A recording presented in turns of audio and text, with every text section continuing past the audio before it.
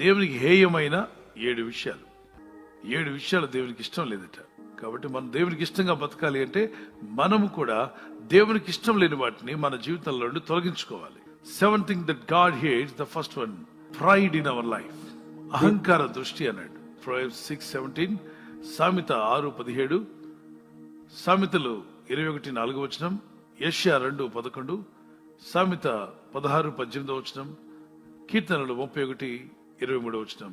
Pride will always be the longest and distance between two. గర్వము అనేటువంటిది అహంకారం, ego, always keeps you away from people, good things. So we need to kill ego from us. Ego అనే దాన్ని మనం పూర్తిగా పూడ్చిపెట్టాలి, లేదా అది మనల్ని పూడ్చిపెడుతుంది. మనలో ఉన్న ఈగో, ప్రైడ్, మనం దానితో సరిగ్గా డీల్ చేయకపోతే అది మన లైఫ్ని పూర్తి చేస్తుంది. అందుకే వాక్యం సెలవిస్తుంది, ఎప్పుడు కూడా గర్వంగా ఉండొద్దు అంటాడు. గర్విష్ఠులు దేవునికి ఇష్టం కాదు. గర్వం అనేది మనం జీవితంలో తొలగించుకోవాలి. Let's be humble, ground to the earth. So many rich people I saw, so many intelligent people, those who achieved great things, they're so down to earth, they're so humble, they're still willing to learn from others. ఇతరులు నేర్చుకుందాము, మేము పెద్ద గొప్ప ఏం కాదన్నట్టుగా ఉంటారు. ఏమీ లేని వాళ్ళని చూశాను. మిడిసిపాటు ఎక్కువ, తొందరపాటు ఎక్కువ. నాకు అన్నీ ఉన్నాయి, నాకంటే మించిన లేడు, నేను చాలా తెలివైన వాడిని, నేను చాలా తెలివైన దాన్ని, ఓ ఐఎమ్ అలాగా, నేను ఇలాగని బహుగా హెచ్చించుకుంటారు. దాన్ని డంబము అంటారు, బడాయి అంటారు మరొక భాషలో. అట్టి జీవితం మనకు ఉండకూడదు. Let us humble ourselves. Pride, God doesn't like it. The great angel becomes Satan not because of any other thing, because of one thing, because of pride. Great glorious angel turned as that satanic power, satanic angel. How?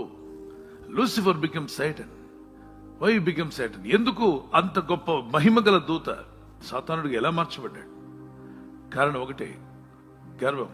మన జీవితాల్లో గర్వము మనల్ని పడగొడుతుంది, మన జీవితాలను పాడు చేస్తుంది. కాబట్టి మీ జీవితంలో మొట్టమొదటిగా ఈరోజే గర్వానికి గుడ్ బై చెప్పండి, తీసేసేయండి. రెండవదిగా, ద సెకండ్ థింగ్, కళ్ళలాడు నాలుక, లైంగ్ టంగ్ అన్నాడు. అబద్ధములాడేటువంటి నాలుక. Not laying but లైంగ్. Lying always is dangerous. Proverbs 21:23, James chapter 3:5 and 8, Proverbs 25:23, Proverbs 18:21, Psalms 31:23. కీర్తన మనం చదువుతున్న కళ్ళలాడు నాలుక అన్నాడు. అంటే అబద్ధములాడేటువంటి కళ్ళలాడే నాలుకలు వద్దు. అటువంటి శోభం మనలో తీసేసుకోవాలి, కళ్ళలాడేటువంటి నాలుక.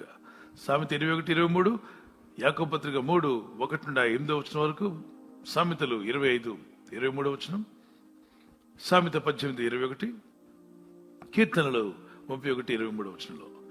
వీటిని మనం ఎంత దూరంగా పెడితే అంత మంచిది.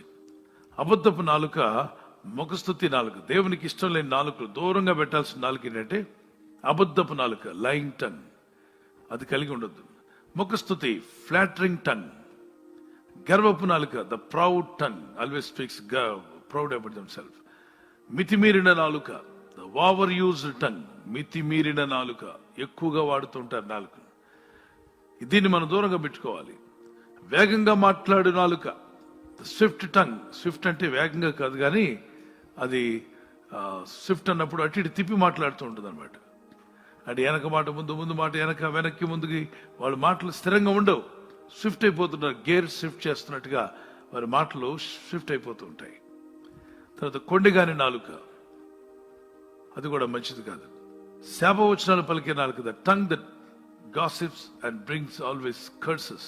ఇతరులను కర్స్ చేసే నాలుక. అపవిత్ర మాటలు పలికే నాలుక, the tongue always speaks gossips. అలాగే మరి వ్యర్థమైన మాటలు మాట్లాడడం మానేయాలి. చాడీలు పలికే నాలుక, ఫిల్తీ టాక్, ఫిల్తీ వర్డ్స్. ఎప్పుడు మాట్లాడినా ఫిల్తీ వర్డ్స్ మాట్లాడుతూ ఉంటారు, filthy things. It's not good. It's not good for God. It's good for yourself. God doesn't like that. మౌనంగా ఉండే నాలుక. ఎంత పిలిచినా, భర్త పిలిస్తే పలకదు, భార్య పిలుస్తుంటే పలకడు, వినబడుతుంది, అంతే ఉంటారు కదలకుండా. మీకు తెలుసు కదా, ఆంబోతు మీద ఎంత వర్షం పడినా ఏం కదలదంట, భారీ వర్షం పడినా. పిలుస్తున్నా పలకరు, వినబడుతుంది వాళ్ళకి. ఎందుకో కావాలని మౌనంగా ఉంటే ఏమి తెలియదు. మౌనవ్రతాలు ఎక్కువైపోయి ఇళ్లలో. ఎక్కడో ఉన్న వ్యక్తికి సెల్ ఫోన్తో టెక్స్ట్ చేస్తారు కానీ పక్కనే ఉన్న భర్తతో మాట్లాడడానికి మాత్రం టైం ఉండదు. భార్యతో మాట్లాడడానికి టైం తీసుకోవాలి. మాట్లాడితే ఏం పోతుందో తగ్గించుకోండి. మాట్లాడండి, భార్యతో మాట్లాడడం మంచిది, కానీ అబద్ధములు మాట్లాడిన వాళ్ళకి దేవునికి ఇష్టం కాదు. మూడవదిగా రాసుకోనండి, దేవునికి ఇష్టం లేని వాటిలో థింగ్స్ దట్ గాడ్ హేట్స్.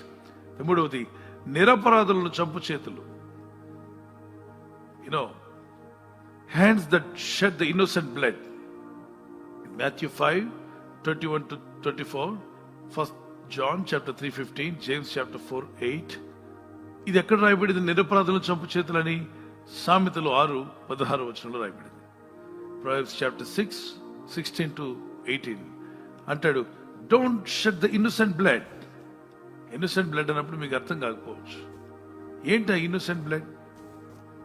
అదే పిల్లలను చంపివేయడం, పసిపిల్లల్ని, అబార్షన్స్. పాపం పుణ్యం తెలియని వారు ఇంకా భూమి మీదకి రాకముందు వారి ప్రాణాలు తీసేయడం. కాబట్టి ఇటు పాపం ఎవరిలో జరిగినట్టు ఒప్పుకోవాలి.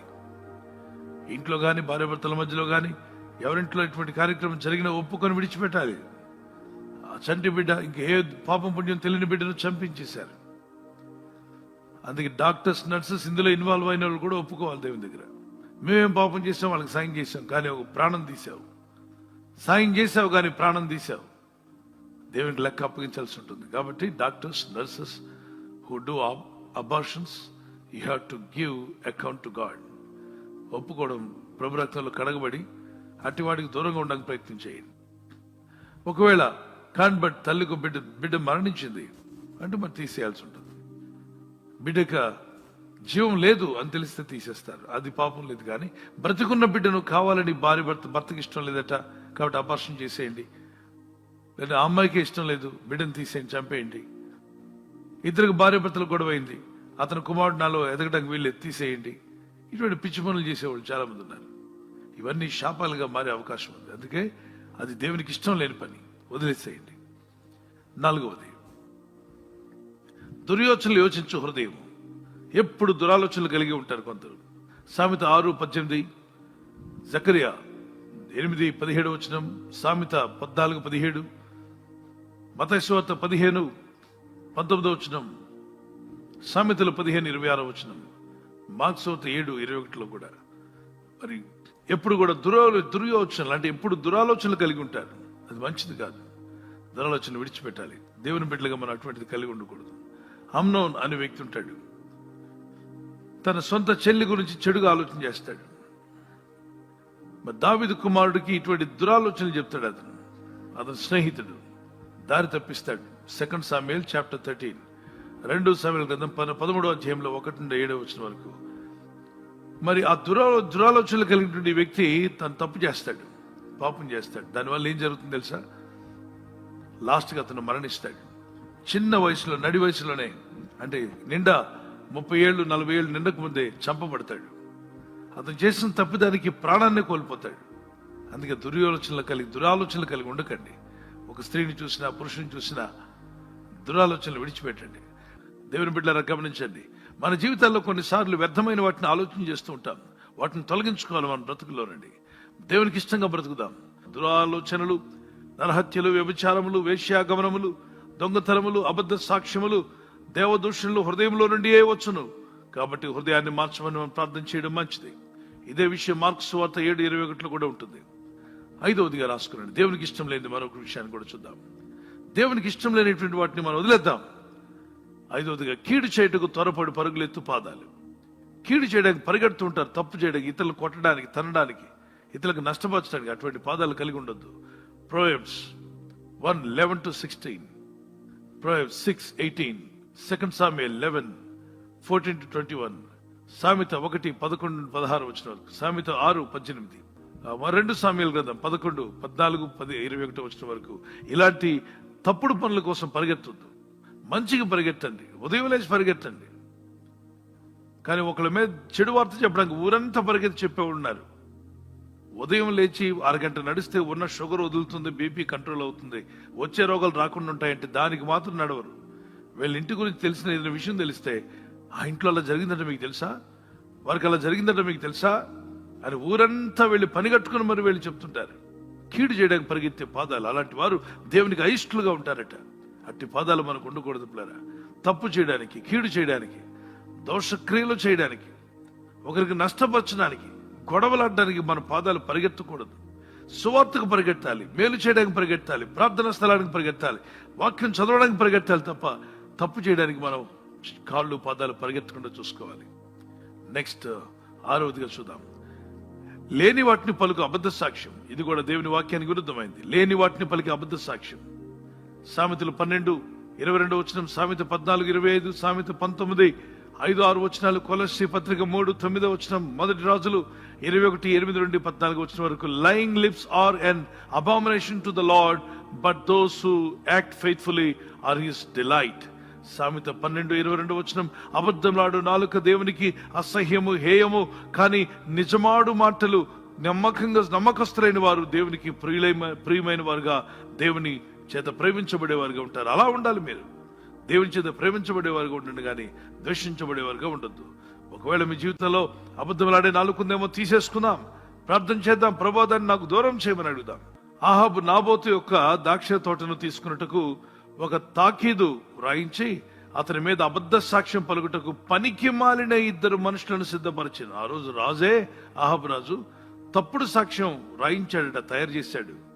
తాకీదులు తయారు చేయించి అబద్ధ సాక్ష్యం పలకడానికి పనికి మాలిన వాళ్ళు. వీళ్ళు ఎక్కడికి వెళ్ళా దొరుకుతారు మనకి. ప్రతి వీధిలో ఉంటారు వీళ్ళు, పనికి మాలిన వాళ్ళు. ఏ పని చేయరు వీళ్ళ పని అంతా. ఏదైనా 10 పైసలు ఇస్తామంటే ఎవరి మీద అబద్ధాలు చెప్తారు. చేయని పని చేశారని, చేసిన పని చేయలేదని అబద్ధాలు చెప్పుకుంటూ తిరుగుతారు. ఈ పనికి మాలిన గుంపు ప్రపంచంలో ఎక్కడికి వెళ్ళి ఉంటుంది. ఆ గుంపులో దేవుని పిల్లలు ఎవరు చేరకూడదు. మొదటి రాజులు 1 Kings chapter 21 8-14, మొదటి రాజులు 21:8-14 వరకు అది శిక్షగా మారింది. దానివల్ల ఆహాబ్కి ఏం జరిగిందో తెలుసా? 2 పనికి మాలిన వాళ్ళని పిలిచి అబద్ధ సాక్ష్యం పలికించి ఒక వ్యక్తిని రాళ్లతో కొట్టి చంపించిన వాడు అయ్యాడు. తర్వాత పైశాసిక ఆనందం పొందాడు. అబద్ధ సాక్ష్యం భలే పలికారని తలా 10,000 ఇచ్చినట్టున్నాడు. వాళ్ళు అబద్ధ సాక్ష్యం పొందుకొని వెళ్లి వారు శిక్షించబడ్డారు. ఇలా పైశాసిక ఆనందం పొందిన ఆహాబు చంపబడి రథంలోనే రక్తము కారిపోతూ రక్తం మడుగు గట్టి అక్కడే పడి చనిపోతే కుక్కలు వచ్చి అతని రక్తాన్ని నాకాయి. ఏలి అంటాడు, నువ్వు అబద్ధ సాక్ష్యం పలికించి పనికి మాలిన పెట్టి లేని మాట ఉన్నట్టుగా, ఉన్న మాట లేనట్టుగా చేసి నువ్వు చంపించావు. కానీ దేవుడు న్యాయం విడిచిపెట్టాడని ఎవరో ఒకడు సైన్యంలో గురి చూడకుండా కొట్టాడు. ఒక బాణం గురి చూడకుండా ఒకడు బాణంతో కొడితే ఆ బాణం ఎటు వెళ్ళిందంటే డైరెక్ట్ గా వెళ్ళి ఆహాబు గుండెలోనే చొచ్చుకుపోయింది. చూసారా? అబద్ధ సాక్ష్యంతో కోర్టులో జయించాడు, గెలిచాడు, కేసు గెలిచాడు, కానీ చావు నడివయసులోనే వచ్చి పడింది. అందుకే అతను చేసిన పాపం అతన్ని వెతుక్కుంటూ వచ్చింది. ఇది కర్మఫలం అంటారు. కానీ అతను మారు మనసు పొందకుండా చేశాడు. 7వదిగా రాసుకునండి. అన్నదమ్ములలో జగడములు పుట్టించువాడు. కీర్తన 133 కీర్తన 1 ఐక్యతను పాడు చేసేవారు ఎవరన్నా మారాలి. మత్తయి 5:9 మొదటి యోహాను పత్రిక 2:9-11 వరకు సహోదరుల మధ్యలో గొడవలు పెడుతుంటారు. అక్కచెల్లి మధ్యలో, అన్నదమ్ముల మధ్యలో. మీ అన్న ఇలా అన్నాడు మీకు తెలుసా? మీ తమ్ముడు ఇలా అన్నాడు మీకు తెలుసా? మీ చెల్లి ఇంత మాట అంది మీకు తెలుసా? మీ అక్క మిమ్మల్ని ఇలా అంటుంది మీకు తెలుసా? ఈ మధ్య ఇదంతా కూడా టీవీ వార్తల్లో కూడా ఎక్కింది. టీవీ వార్తలు ఏం చేస్తుంటారంటే ఈ ఎమ్మెల్యే దగ్గరికి వెళ్ళి, మీకు తెలుసా సార్ ఆ ఎమ్మెల్యే మిమ్మల్ని తిట్టాడని. నువ్వు చెప్పాలా? వెళ్ళి మైకి పట్టుకొని వెళ్ళి చెప్పాలి. మీరేం తిడతారు చెప్పండి సార్ అని ఈయన తిట్టిని రికార్డ్ చేసి మళ్ళీ ఆయన దగ్గరికి వెళ్తారు. మిమ్మల్ని ఇంత మాట అన్నాడండి ఆయన అని.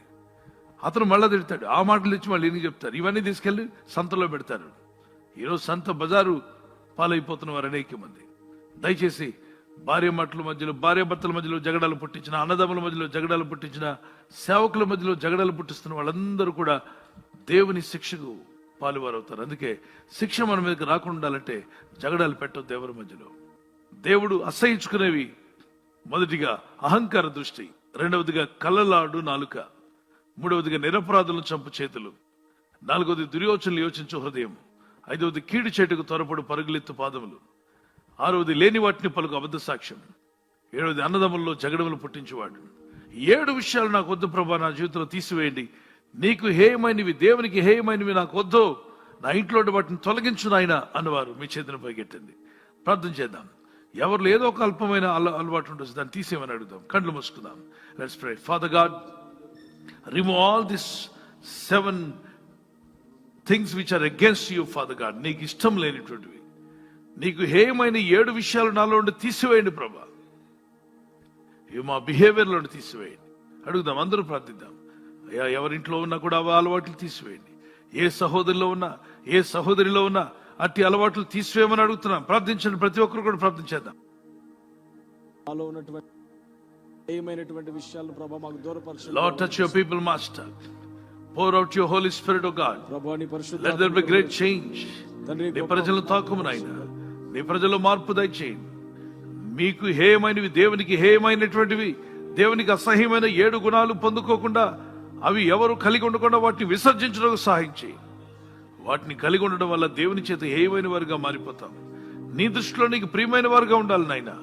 నీకు హేయమైనవి ఏవి నాలో ఉన్నా, నా ఇంట్లో ఉన్నా తీసివేయము దేవా అని ప్రార్థించండి.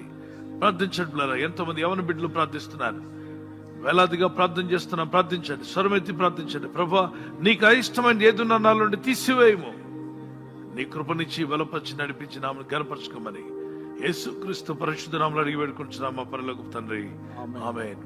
ప్రభు కృపా కరిగిరాలు మీకు తోడే ఉండి నడిపించును గాక. మీరు వర్ధిల్లి అభివృద్ధి పొందుదురు.